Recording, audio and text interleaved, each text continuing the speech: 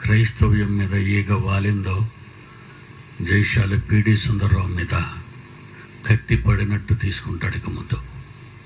మరలా చెప్తున్నాను, బజరంగ దళ్, ఆర్ఎస్ఎస్, శివసేన, విశ్వ హిందూ పరిషత్, మత ఛందస్స పిచ్చి వాళ్ళతో చెప్తున్నాను, రెచ్చిపోతే క్రైస్తవుడు చచ్చిపోడు.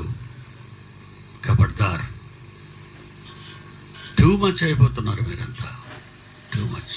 భారతదేశం ఎబ్బ సుమ్మ, భారతగడ్డ మీ బాబు సుమ్మ, మీ తాత సంపాదించిన ఆస్తి ఇది. మేము భారతీయులు ఏమనుకుంటున్నాం మమ్మల్ని? జాగ్రత్త. ఇది సింహగర్జన, విడిచిపెట్టను మిమ్మల్ని.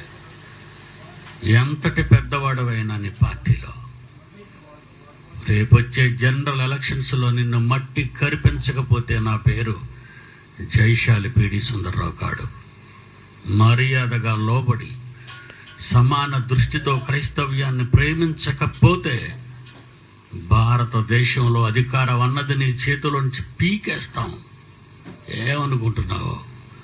ఈరోజు దేశం ఉందంటే క్రైస్తవులు ఉండబట్టే. వాళ్ళ వ్యతిరేకమయ్యారో వాళ్ళ ఆవేశం నువ్వు ఇంకా చూడలేదు. నిద్రపోతున్నారు వాళ్ళంతా, రెచ్చగొట్టకండి. ప్రశాంతంగా ఉన్నారు వాళ్ళంతా, మిమ్మల్ని నమ్మి డిస్టర్బ్ చేయకండి.